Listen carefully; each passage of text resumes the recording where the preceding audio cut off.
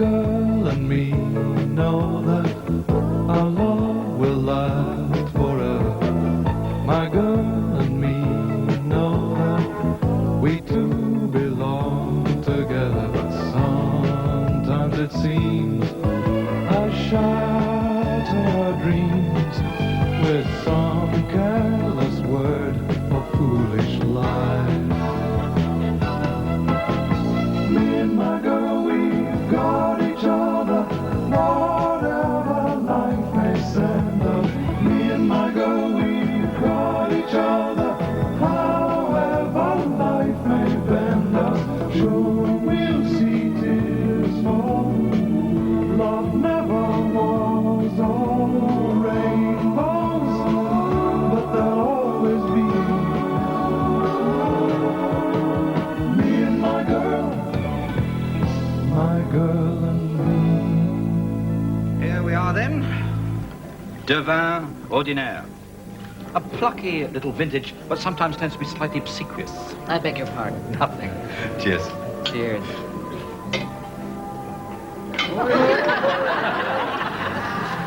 You know something, Simon? You're cute. Am I? Oh, sure, real cute. I'm not too sure if I like being cute. Oh, no, really. You're really, really cute. And you're clever. You did a great job on our promotion. Thank you. Getting all those kids with kitchen mixes making mud pies in the Savoy. But it worked. Don't ask me how, but it worked. Well, maybe it worked because it was very good. It worked, Simon, because it was British. It had that British feel. That amateur, off-the-cuff, muddling through kind of feel. I see, you mean it worked because it wasn't very good. That's the British thing, Simon. Now let me lay something on you. The way we see it in L.A., the Americans are just about to discover Britain. Fine. Well, it is your turn. And I'm going to make sure that Harrison Blumenstein is the first of the big marketing names in California to get that folksy British feel. I see, you ought to be first in coming second. Hey, that's not bad. First and coming second. It's very British. Now, that's the kind of thing I'm going to be looking for from you. I'm sorry? Okay, here's the deal. You come on out to the coast and work for me. Well, that's a lovely idea over a boozy lunchtime, but... Listen, Simon, I've got 5 ideas men in my office in Los Angeles right now. They're sharp and they're quick. They're the best there is. And there's a vacancy for one more. Me? You'd be such a contrast. I think. No, but you see, Pamela, see, I'm one of the small group of people in this country who still have a job. I'm a partner in Eyecatchers. How much do you make? Well, I'm quite happy. You know, Simon, I do not believe you're the kind of guy that's happy to sit around on his butt earning 50,000 pounds a year getting nowhere. Well, actually, no, it's not quite as much as... So how much, actually, were you going to suggest? Ah, Yatesy. Little latesy, aren't we? Morning, Fergus. You said that yesterday. Have some champagne. No, thanks. I'll wait until I've got something to celebrate. Say the day the kids leave home. Isn't Simon anywhere? He's over there, but I should warn you, he's engrossed. Already? How many's he had? I mean, he's deeply in conversation with a lady. Oh, chatting up a bird, is he? Well, I'd better go over an actor's gooseberry. Arthur, could a bottle of Sancerre, please? I shouldn't if I were you. Why not? The bird in his hand, so to speak, is Pamela Blumenstein. Oh, the lady from California who registers 9.5 on the Richter scale. In that case, it's business. I'd better get over there. Thanks.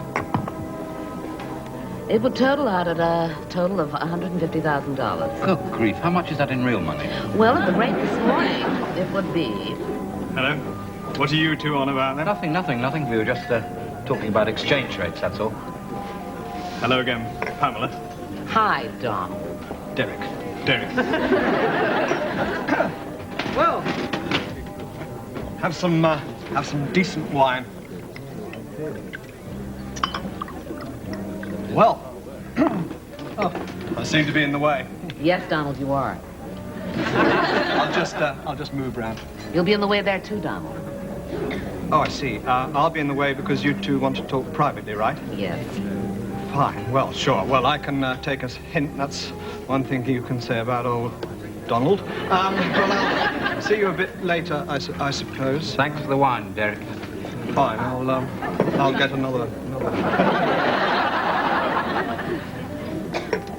Say, Simon, when you finish your wine, what do you say we go back to my hotel? Yes, we could go back for a quick cup of coffee. A quick cup of coffee. Like I said, Simon, you're cute. Arthur, another bottle of, No, you better make that small glass of the house red, please. Nonsense, dear boy. Here. Oh, thank you, Fergus. That's the second thing that's got up my nose today. You say Simon was engrossed. Yes, Pamela wants him for something. You'd think she'd have had breakfast by now, wouldn't you? Ah, don't be misled, dear boy. She's not out for any little flingette. At least not primarily. Oh, no. My Lady Pamela is focusing on an entirely different part of the body. She's after his ear. She's headhunting, dear boy, headhunting. What are you talking about, Fergus? California. You know Mark over at the Dunmore Agency? Yeah. Well, she offered him a fabulous job in L.A. He had to turn it down. He's a family man. Poor chap. So now it's Simon's turn. I see, is that all? A job? He'll laugh in her face. Well, politely, of course. No, he'd never leave Eyecatchers. He'd better not. I couldn't manage without him. Well, there are other good promotion men around, you know. Name me one. Well, you don't have to look too far. Not a million miles from this little spotette, actually.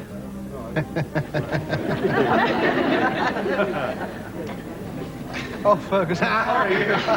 Yes, well, of course, if ever I need anybody, I'll come straight to you. But you don't understand. If she's offering him a job, we'll be laughing about it in the office this afternoon. He's my mate. He's a friend. He's a colleague. And he's a lecturer. But the one thing he is not is a turncoat. I trust him. You're a good chap, Yatesy. I always envy you and Simon. Your close working relationship. Friendship, trust. Not like where I work.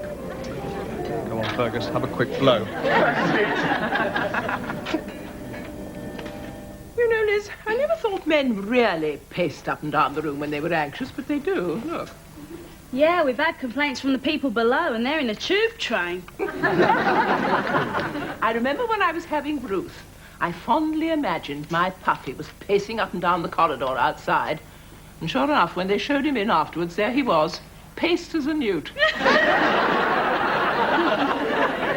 Where is Simon, anyway? What's he doing with this Frankenstein woman? Blumenstein. They could be just having coffee, I suppose. Oh, Mr. Yates, just having coffee? Wash your mouth out with soap and water. I rather approve of my son-in-law conducting his amorous adventures in the afternoon. That means he can give my granddaughter his full attention in the evenings. A rather bleary-eyed, shaky-handed sort of attention, perhaps, but better than nothing. Now, Simon's a decent sort, really, isn't he? As sorts go, yes. I mean, if he were to meet someone and they were to offer him a job, he'd tell us all about it, wouldn't he? We'd all laugh about it, wouldn't we? Oh, yes, I think so. I mean, Simon's many things. He's impulsive, he's forgetful, he's selfish, and those are just his good points. Well, I think... Oh, hello, Simon. Hello, Nell. Listen, I'm taking the rest of the day off. I'm going to collect Sam from school. Simon, anything you want to tell us about? No? Anything you want us to laugh about? No. Anything you want to go, oh, isn't it ridiculous? I never would about. No. Bye, dear. Liz, get me Windseekers on the phone, please. I want to speak to Fergus Appleby. I was just sort of wondering if you fancied going to California. Oh, yes. That'd be brilliant. Oh, great. Well, can we go for 2 whole weeks, not just one? They say you need one for Disneyland alone. Well, I wasn't thinking so much of a holiday. It's just, well, to be honest, I've been offered a job in California. What you mean go and live there? That'd be brilliant. There's skating and surfing. And I could have a car. You drive out there when you're 15. No, wait a minute. It's not all fun and sun, you know. I mean, there are these big cockroaches and even bigger nutcases. I know, but just think. California. Yeah. What a shame we can't go. Is it? Can't we? Of course we can't. Of course we can't. Why not? Well, there's Maddie for a start. She'd never go. And you can't just sack her. Then there's Uncle Derek and Gran and Eyecatchers. You can't just leave them in the lurch. Well, what do you think? About what? The holiday chart. Derek, that's a holiday chart for 1987. Well, somebody has to plan ahead. So, where are you going to be in 1987? Well, to be perfectly honest, Derek, I haven't got a clue. They say, America's very nice. Do they? Yes, but then they say it's not as nice as they say it is. Do they? Yes, and the American schools are terrible. Derek, why Sam are you would going hate on? Americans. Derek, why are you going on about American schools? I thought we were talking about holidays. Well, yes, of course we are, yes.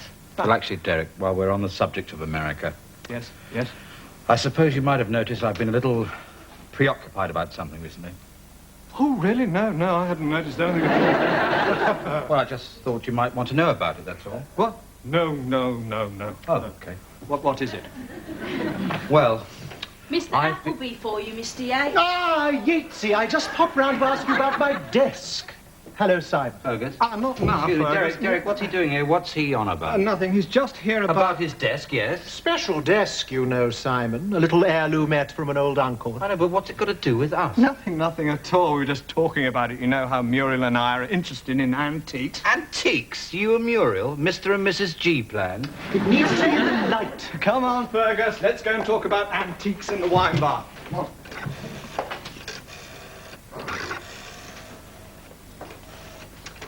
2, 3, 4, 5, 6. Lovely. Fergus.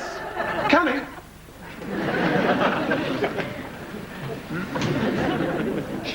My girl and me and my girl, we got each other.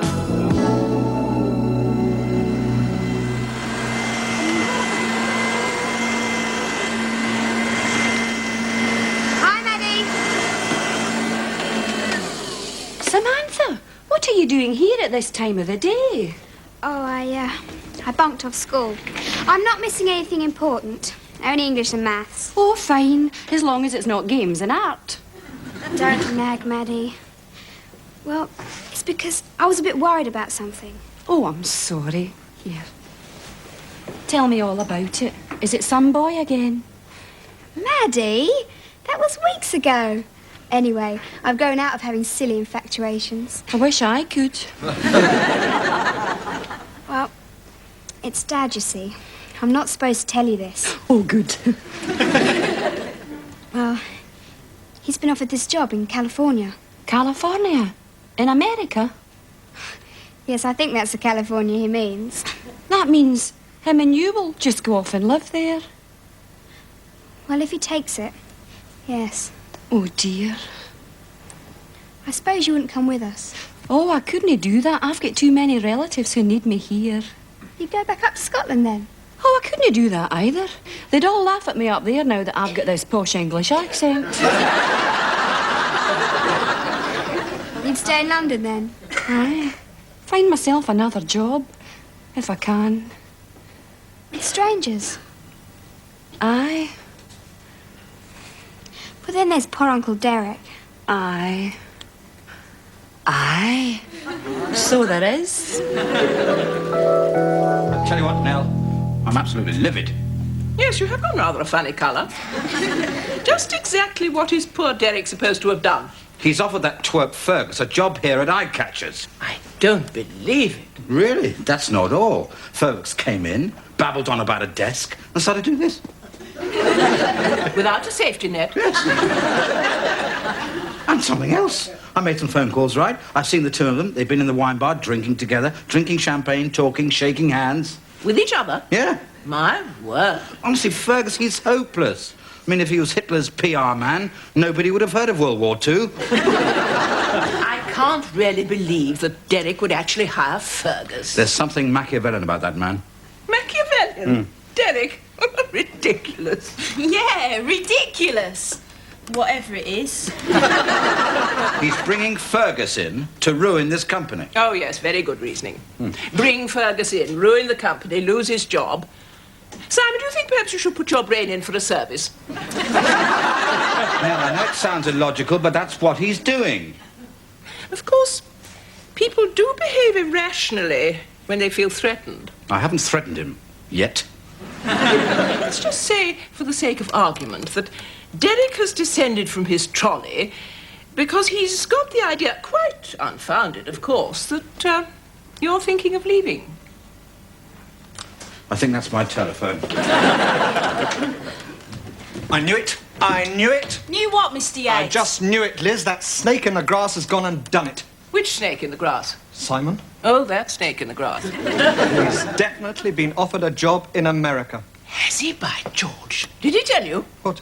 Tell me, his partner and his colleague and his, I'm laughing, friend, oh no. Then who did tell you? Everybody told me. It's all over the wine bar. Everybody in the business knew it. The barman knew it. The waitresses knew it. Everybody knew it except for me. Ha ha! I knew it. Oh, dear. Oh, well, it may come to nothing. Like this silly idea Simon's got about you and Fergus. Oh, which silly idea about me and Fergus is that? How many silly ideas about you and Fergus are there? Mr. Harrop thinks you've got Fergus lined up for a job here. We've got to have someone if we're going to lose Simon. The only way we're going to lose Simon is if I decide to wring his neck before I wring yours, that is. Come on. Sit down. Don't order me about, Nell. Sit down. And you, Simon. Now, look at each other.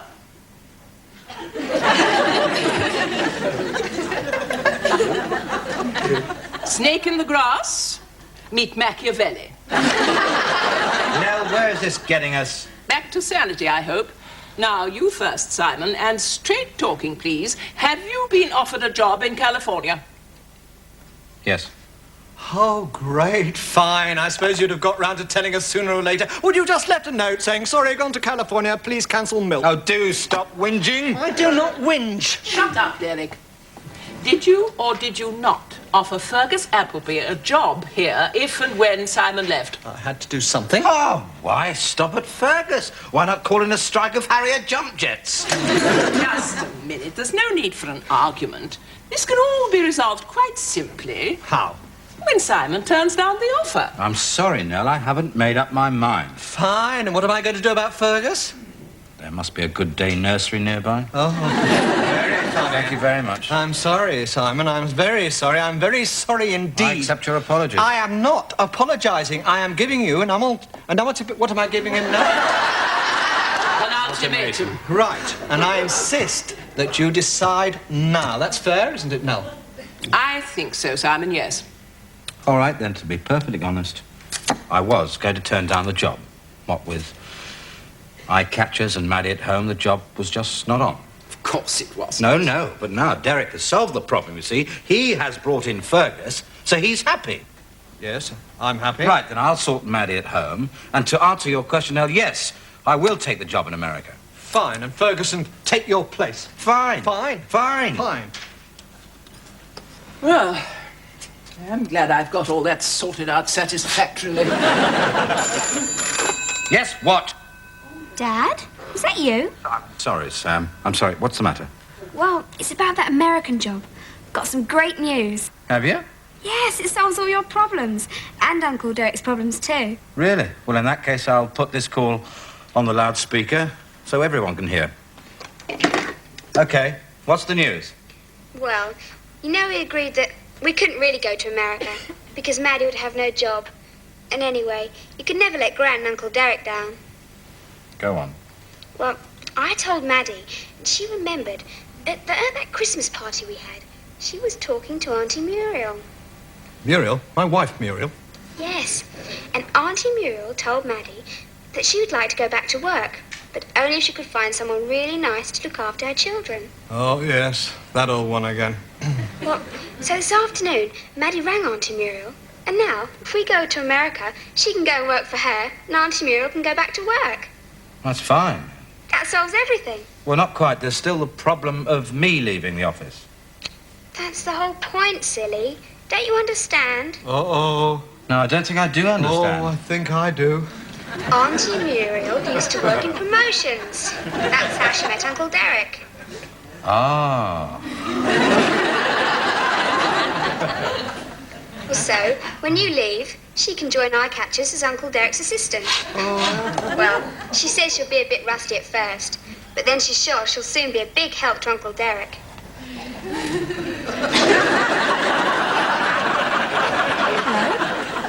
Hello, you still there? Just a minute, Sam. I think Uncle Derek's trying to stutter something. You can't do this to me, Simon. Well, Derek, You can't. I'm your friend. I've been your friend for ages. I've been your friend longer than you've been my friend. You can't do this to me. What's wrong with Muriel? Nothing. Muriel's fine. I like Muriel. I love Muriel. I'm married to Muriel.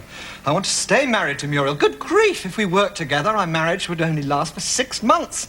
And that's including the days spent in the divorce court. We've been together all the time, every moment of the day.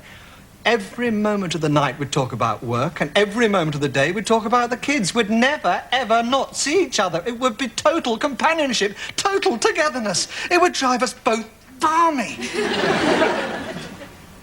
Simon. Hmm? Please don't go to America. Don't take the job. Stay with us here. Do you know, I feel a bit of a twit. Why? That's all I wanted to hear.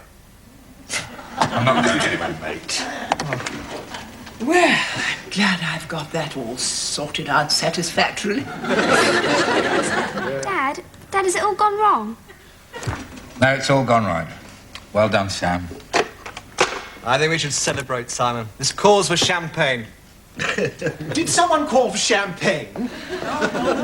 Fergus. Hello, dear boys. Guess what? I've done it. I've finally done it. Well, then go and clear it up, Fergus. No. I've resigned, chappies. I've told wind-seekers what to do with their job. Oh, I knew I'd do it one day, and now I've done it. I went straight into his office without knocking, and I went straight up to his desk, and I told him, Hugo, I said, this company is totally naff. And the money you pay me is naff, naff, naff. And you, Hugo, with your crocheted ties and your khaki shirts, you are a totally naff person. And then I leaned across his desk and I took a hold of his crocheted tie and I stapled it to his blotter. Oh, Fergus, you didn't. I did. Well, after that, I thought I'd better leave, so here I am, ready to start. Fergus, well done. Thanks. And congratulations. Thanks. Come on, Fergus. Take a seat. Oh, thanks. Yes, because you'll need to be sitting when Derek's got something to tell you. That little trinket.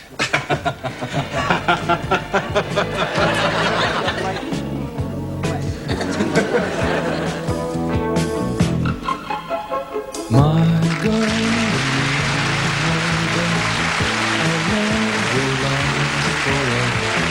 Me and My Girl is back tomorrow at 1:30. Now, over on Breeze, get the view on celebrity shenanigans from New York. Next here on Plus, though, the Bellamy household is in despair in Upstairs, Downstairs. with some careless word,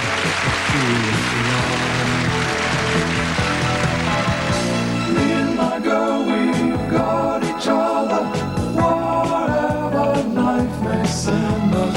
Me and my girl, we've got each other, however life may bend us. Sure, we'll see tears fall, love never was all.